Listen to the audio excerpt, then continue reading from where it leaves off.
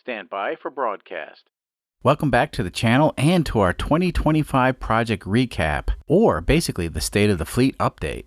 I hope everybody had a great holiday season, and I want to wish a happy new year to all. Well, where to begin?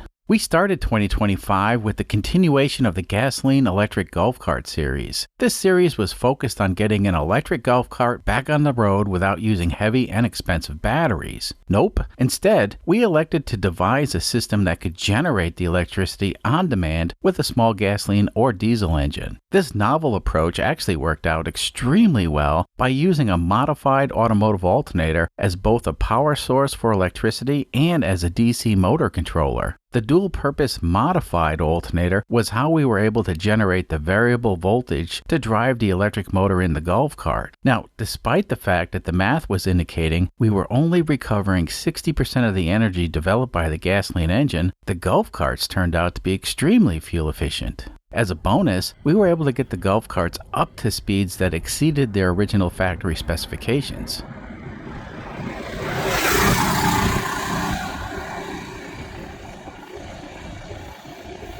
I really liked this project because it was fun to develop an idea that technically was inefficient but yielded great results. Unfortunately, the petroleum battery experiments were driving away my audience. Now, despite my enthusiasm to continue development on this unusual idea, I recognized that I couldn't continue working on a project that didn't appeal to my core audience. Anyway, since March, basically the club car and the Desperado have been sitting in the shop collecting dust. The Desperado is the only gasoline and diesel electric golf cart in existence, but at the end of the day, it's just a collection of experimental parts, and I think at this point it's better off just to strip it and scrap it.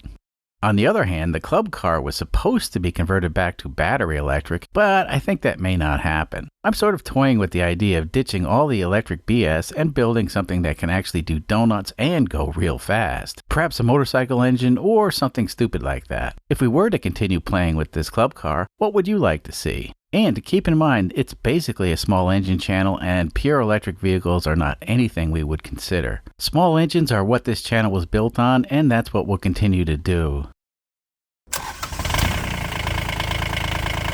In 2025, we saw the Kubota diesel-powered Honda Insight make a reappearance. This car has been with the channel since day one, and it's seen many different engines. Now, this project vehicle was originally picked for our experiments because it's extremely lightweight and aerodynamic. So, it was possible to fit a lawnmower engine in it and actually get decent performance, all things considered. The current engine is a 20-horsepower Kubota D722 that's mated to a Saturn close-ratio 5-speed transmission. Now, at one point, we did have an AMR 500 supercharger fitted to this engine, and through the magic of some electronics, we were able to get some decent performance from the little engine. The supercharger and all the electronics were removed, and then we fitted a turbo.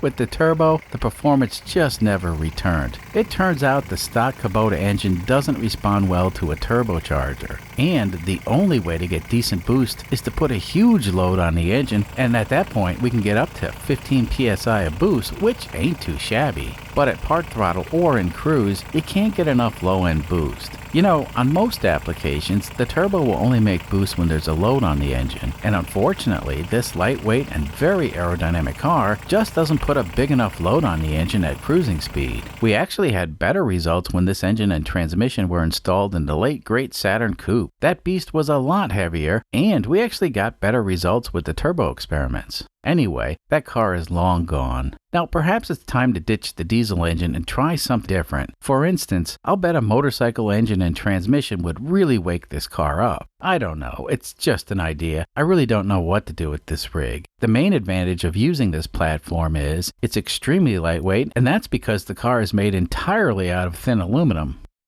Anyway, in 2025, we lost the car from the fleet. The 1969 Renault R10 with the Predator 670cc V-twin engine was sold to one of the channel viewers. Now, as it turns out, with 180,000 channel subscribers, only 2 people were interested in the Renault. Well, to be honest, a lot more people were actually interested, but I successfully talked them out of purchasing the car. You see, the car really needed to go to a home with the right person, and that person needed to understand that the car was was basically a YouTube project and not a real car you could daily drive. Ultimately, I didn't want someone to waste their money on the Renault and be disappointed with their purchase. Anyway, the Renault went to the right person and it's in a loving and caring home now. Now, I've been in touch with the new owner and he's informed me the car gets out and is driven regularly. It goes to car shows and draws a lot of attention due to its odd-looking styling and, of course, the Harbor Freight engine that's tucked away in the back of the car. The Renault will be missed, but I'm glad it found a good home.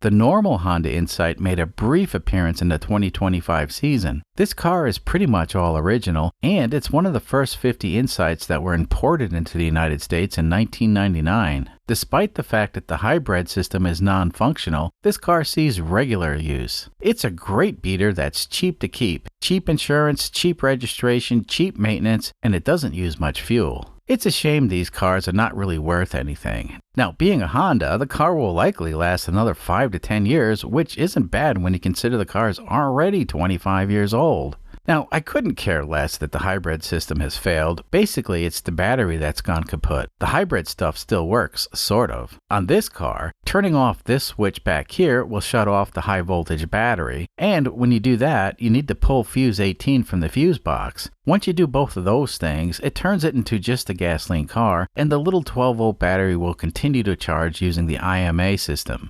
The car can be driven forever like this with no worries, except it'll set a check engine light. Now, that could be fixed with an Arduino and some clever wiring, but I don't want to do that. So the battery pack on this car is made up of 20 battery sticks like this one. Now, this is very old technology, and these battery sticks are nickel metal hydride, and unfortunately, they're no longer available new. It really doesn't matter if they were still available, because I wouldn't be willing to pay for replacement sticks. Now, the good news is, I have 40 of these battery sticks, and some are still good, or good enough. So in an upcoming video, we'll try to rebuild the battery pack on this silly car, and we'll do it on a double-digit budget. Yep, I'm cheap, and it ain't worth spending more than $100 to fix this car. The good news is, well, I've already spent the money and I've built a computer-controlled battery stick analyzer. This gizmo will filter through all the battery sticks that I have and generate a report on each stick. The best of the best sticks will get used to rebuild the battery pack, and perhaps we can get the hybrid system working again. Now, this channel is called Robot Cantina, and that's because my background is in electronics and automation, amongst other things too.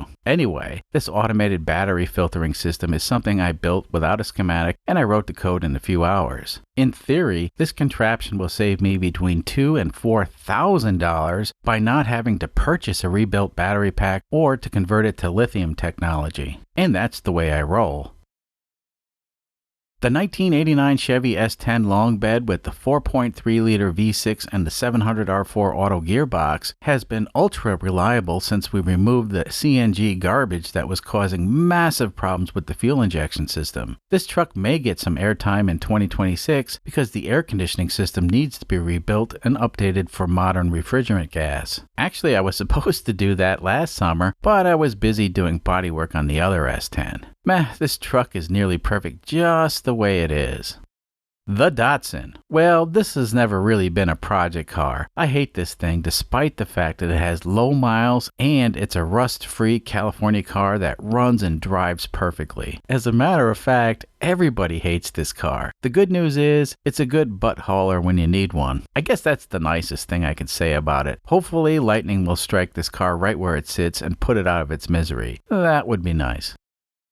The 5.7-liter 1988 Camaro iRock Z is not my car and it belongs to the cameraman. Sometime in the past, this car was updated with a modified 350 engine and a T56 6-speed manual transmission. Unfortunately, the previous owner passed away and very little is known about this very nice older Camaro. My friend Nick pulled the 350 engine and did an autopsy on it. The cylinders had been previously bored 30 over, and unfortunately, since the car sat for many years, the engine was seized due to rust in the cylinders. Now, Nick dug deeper into the engine, and he found that all the rod and main bearings were FUBAR. The bearing failure is likely what took this car off the road in 2026. Anyway, the plan is this car is going to be getting a more or less stock 350, and once it's mostly back together, I'll do my magic and get the TPI fuel injection system sorted out, and the car should be back on the road before summer.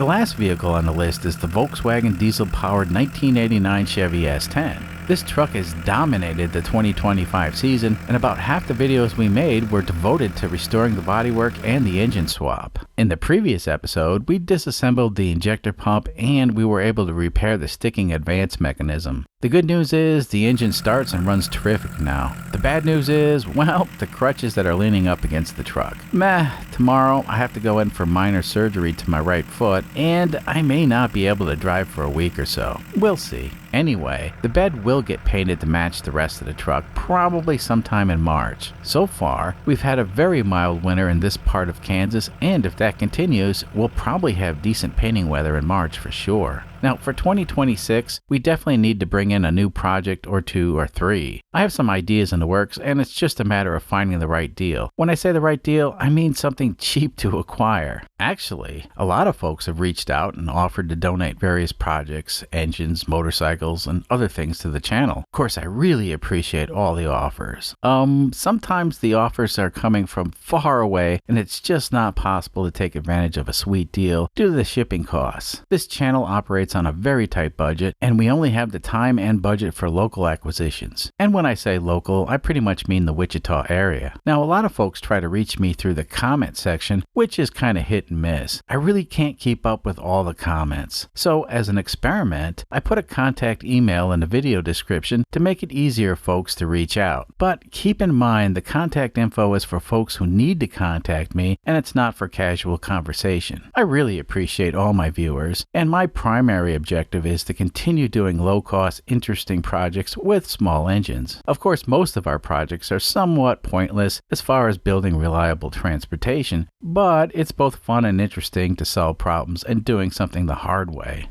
Long-time and loyal viewers know that we don't use off-the-shelf solutions when we can build our own solution on a shoestring budget. That's always been our goal. Anyway, I've babbled on for too long now, and I want to wish everybody a very happy new year. In 2026, we're going to do our best to keep you entertained with our shenanigans. Anyway, we'll see you next time. Until then.